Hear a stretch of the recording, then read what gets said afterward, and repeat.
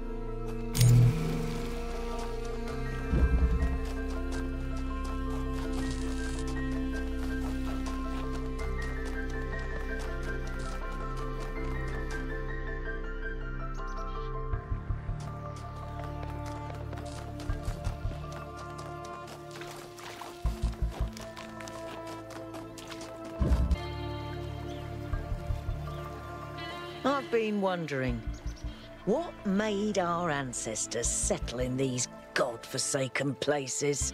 It can't have been easy with those frail, squishy bodies of theirs. What makes a caveman go, yes, this frozen hellscape is where I want to live out my days? You think Byron was right? Is it in our nature to be wanderers?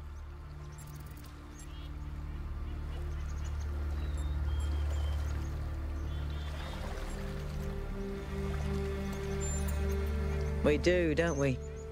A species of problem solvers, like Drennan said. That must be why I sometimes find myself imagining building new cities.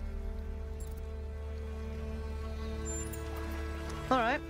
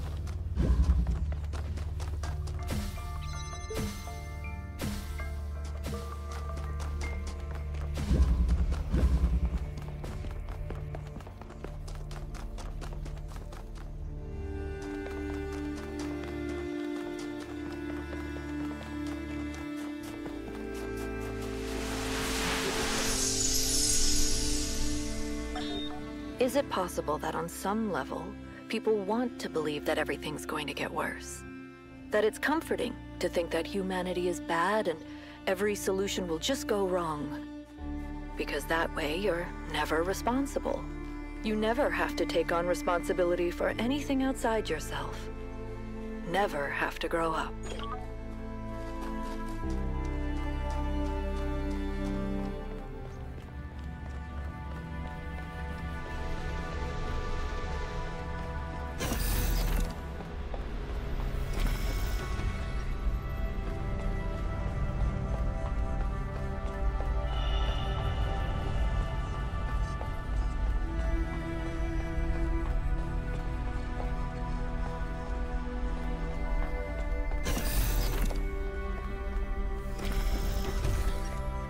This is where they must have lived.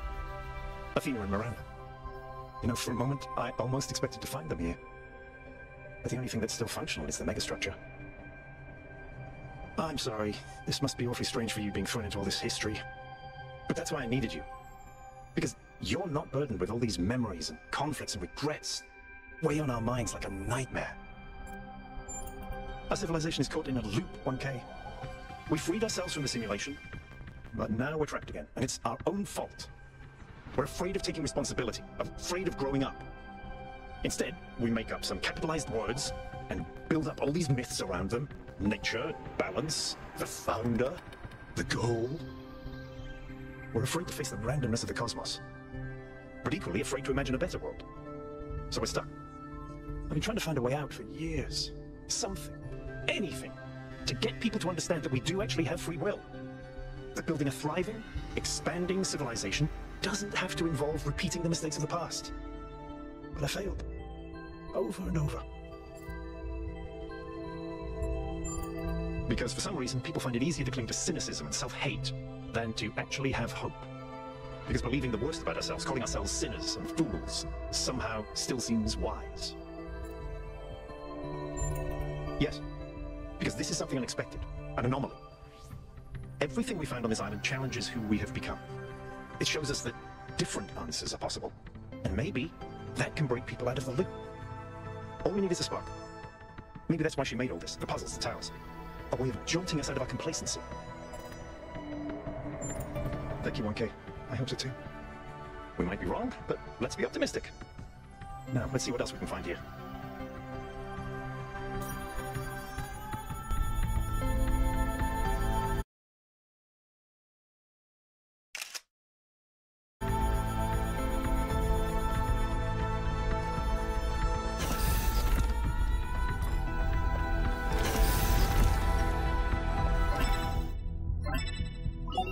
Melville, eyes on 1K's stream.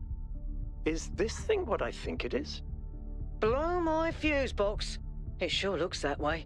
Best not touch it until I get there.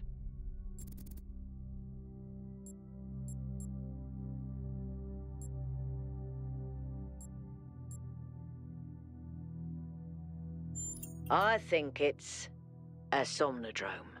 It's a sort of analytics tool for processing mental data that Melampus streamed up. But all he ever did was sketch out the theory. As far as I'm aware, he never actually built one. Looks like the founder gave it a go.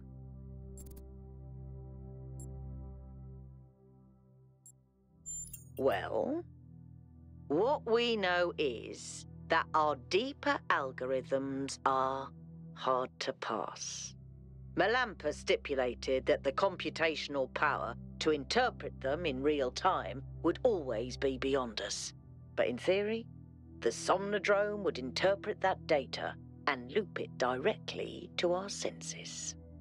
People were hoping to find answers to the big questions by having a conversation with our own subconscious.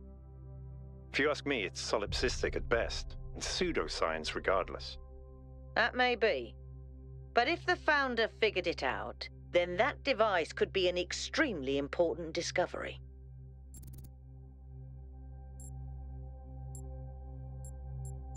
I would advise against it. You may have survived all those data stream overloads, but interface with that thing and you're liable to get bricked. Not to mention risking the data we could get from it.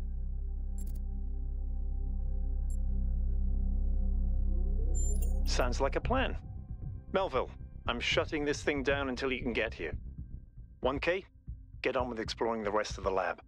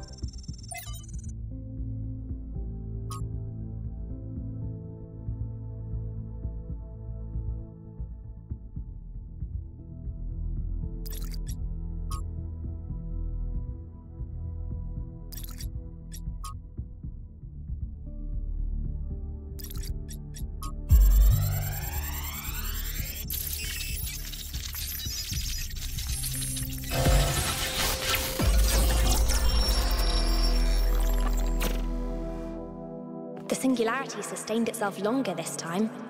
Did we get the data? We did. I think we just obsoleted quantum physics. Maybe. Let's not get ahead of ourselves. We need to be able to replicate these results. You know, I've been wondering. You told me that in the simulation, one thing that kept you motivated was looking for answers. Do you think that with the work we're doing, we'll ever run out of questions to ask? I don't think so. Trying to understand the universe means asking the same question over and over. How? How do you make fire? How do earthquakes happen? How does gravity work? How do particles behave? You keep digging deeper, finding another set of mechanisms, another set of hows. Step by step, you demystify reality. But then, if you keep doing it long enough, one day, you run out. You've answered all the hows. You know how the universe works. So, now what? Now you ask why?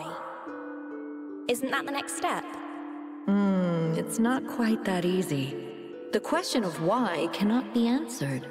Even if it could, it would only be followed by another why. At some point, you have to accept that it all just exists. But there is another set of questions. What's next? You've stripped away the layers of mystery, you've laid bare the machinery. Now you have to start building, to add your own layers of meaning.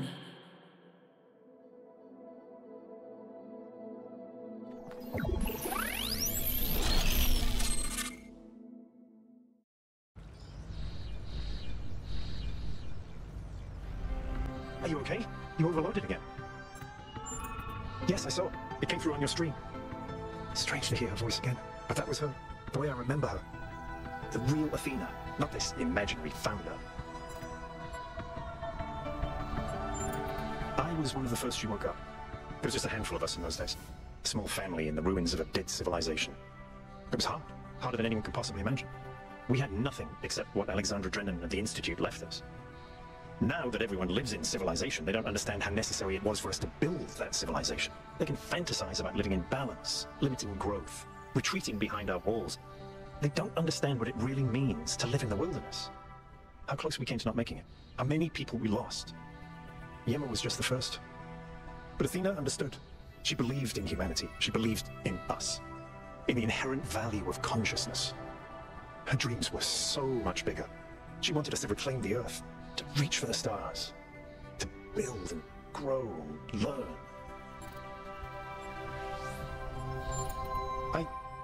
I don't know. I understand why she became frustrated when the city started thinking more about itself than about the future. It was frustrating for all of us. But we were still fighting for that future together.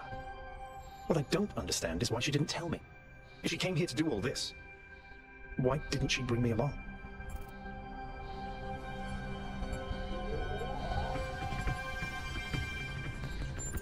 She did.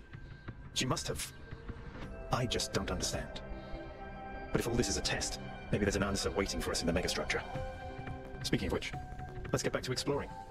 Melville should have reconnected the next station by now.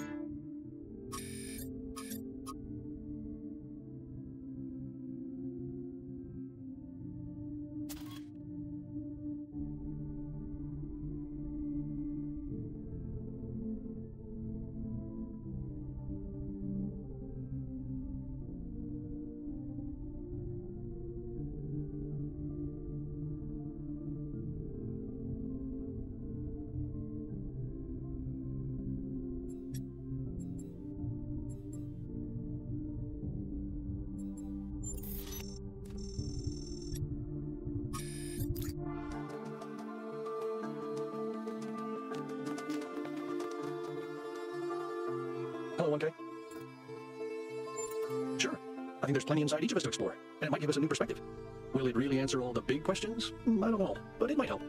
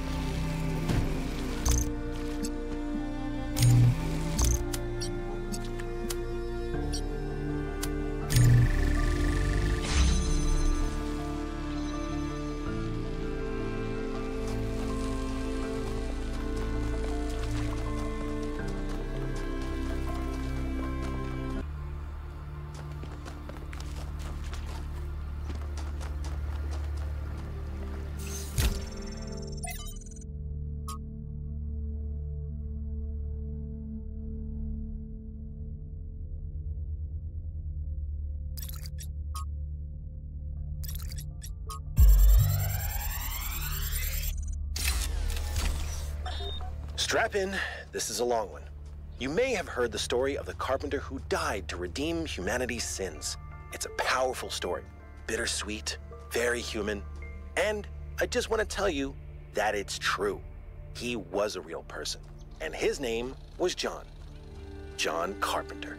He was born in the year 1948, and he was the coolest filmmaker to ever walk the earth. From Halloween to The Thing to They Live, the totally underrated In the Mouth of Madness, mind you, he just made classic after classic. All of his movies, really fun, really atmospheric, but also really smart.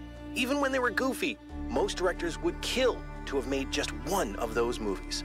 And what did he get for it? A big, fat truckload of nothing. Well, less than nothing. The studios, the critics, even the fans, they hated him. The Thing, okay, for example, which is about as perfect a movie as you can make, completely torn to shreds. And his career never really recovered. Every movie after that was a struggle, and after a while, he just got tired of it and quit. He only really came back to movies in his 70s. How many works of genius did we never get because of that? Look, I have a point here. People like Carpenter, people like Alex, they're not always appreciated in their own time.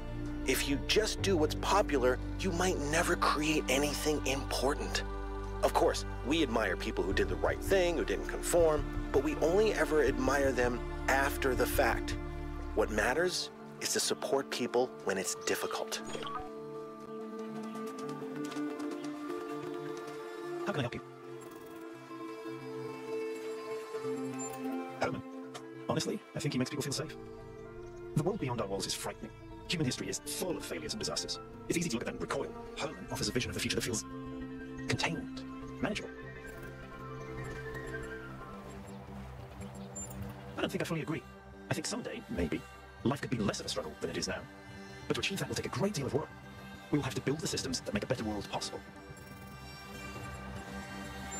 Okay, how many robots does it take to change a light bulb? Replacing a light bulb is a waste of resources, and the founder would be outraged. You know, Herman had the same reaction. Athena was always trying to understand the reality underneath what we perceive, the objective truth. That's why she was capable of leaving the simulation. And even after she was free, she never stopped trying to understand more. I suspect her research took her another step closer to understanding the truth. And such steps always challenge our conception of the universe. But that's the wonderful thing about science. We can adapt our views to the evidence. Could be, yes, of course. All technology has the potential to be misused, from fire and the wheel to whatever makes these particle clouds. But that doesn't mean it has to be. Because they refused to grow up, they refused to take control of their lives. They let bureaucrats and financiers determine their destiny, and those people could not think beyond themselves, beyond the tiny, insignificant moment they were trapped in. Their technology could have saved them, but what really failed them was their imagination.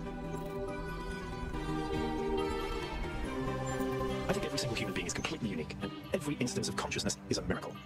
The more of us there are, the more alive the universe is. And the more we all interact with each other, the more complex the life of the universe becomes. So I believe that people are a fundamental good. And I believe we're all flawless, but I think every one of us matters, precisely because nothing else does.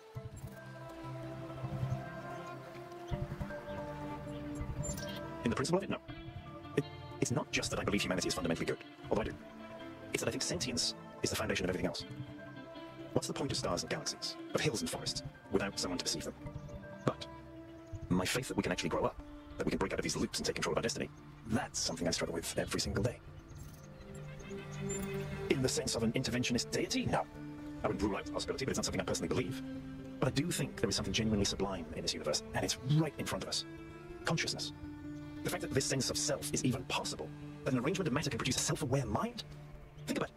It's a fundamental property of the universe, an unbreakable law that matter has the inherent capacity to become more than the sum of its parts. That is the definition of transcendence. Look, self-reflection is important, but only thinking about yourself, your inner identity, becomes narcissistic.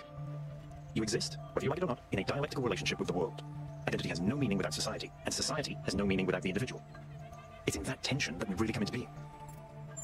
Then at least we may be able to find out what happened in New Jerusalem, why she came here. But I don't think she left the island. I think she's still here, waiting for us to make the right choices. It's possible.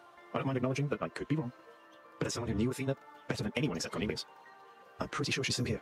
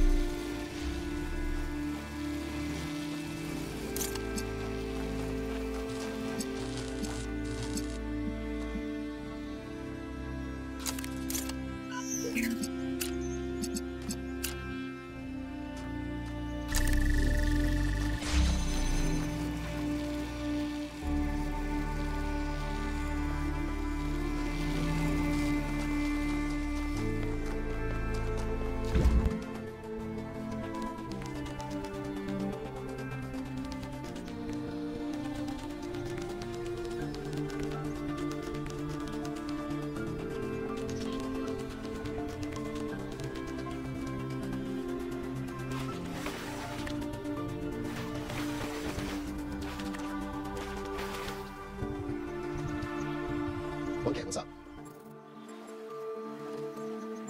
I don't know. It all looks pretty abandoned to me. But maybe it is all a test. I don't know. Sometimes I'd like to believe that everything happens for a reason. That there's some external force that gives us purpose and meaning. But then I think about all the horrible things that happen to people, and I can't accept that those things were meant to happen. That they couldn't have been avoided. So in that sense, I agree. We should find our meaning. But to be completely honest, I find it hard to just impose meaning on the world. I'm not as driven as someone like Byron. I feel more moved by Miranda's recordings than by my own ideas. It's not that I don't have passions, 1K. I do, but they're not enough. At the end of the day, it's all just me. I don't get involved with that. I think we should discuss everything openly and then vote, not play games behind each other's backs. I'd never heard of it before, but it sounds fascinating. I mean, imagine exploring a place inside yourself that you didn't even know existed. Might really give you a new perspective. Or it might be really stupid, but it's probably cool.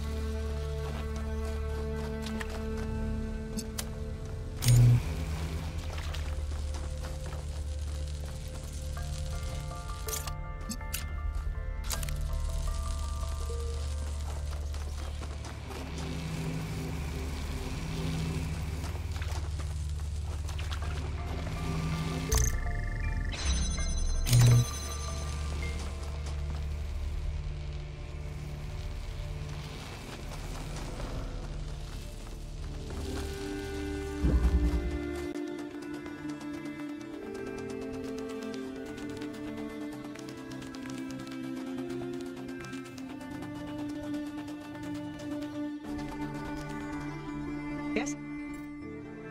Yes. So you could be talking about a gravitational singularity, like the point within a black hole where density becomes infinite and space-time breaks down. But the term has other applications too. You're right. It is fascinating. You know, our ancestors went to incredible lengths to try and understand reality. They built super colliders and sent telescopes into space to find traces of the Big Bang.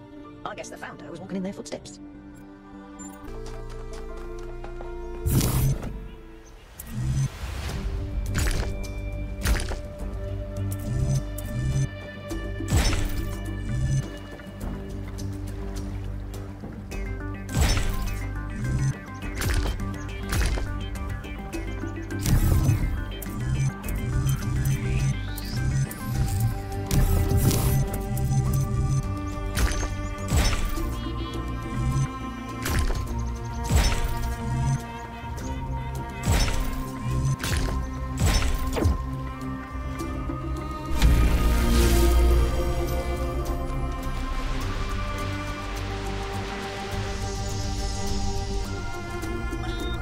Sometimes it seems the only choices we have are renouncing civilization or mindless expansion.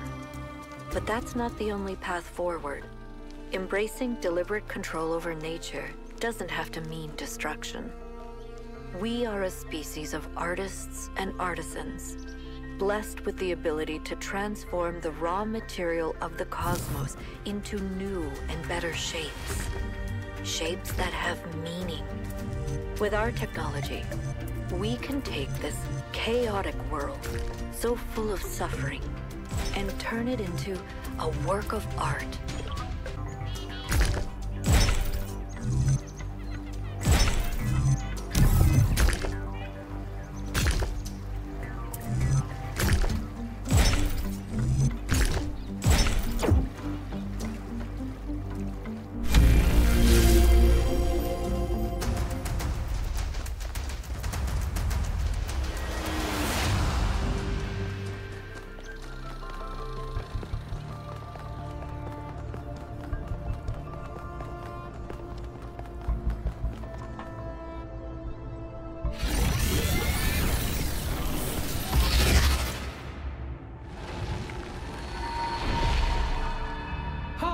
Creature of clay, you have taken another step towards the flame.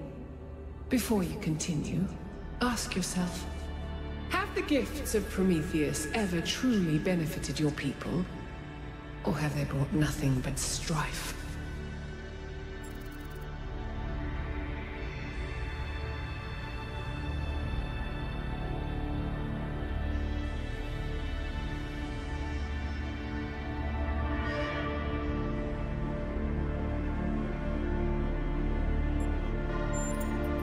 And you repeat your mistakes until they destroy you.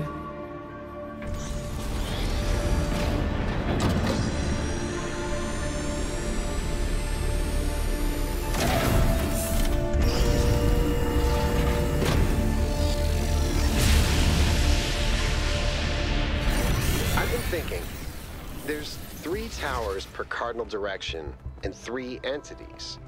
You'd think it would be symmetrically arranged, one tower per entity, right? But we haven't seen Prometheus at all. We're built to find patterns. Maybe we're trying to find patterns where there aren't any.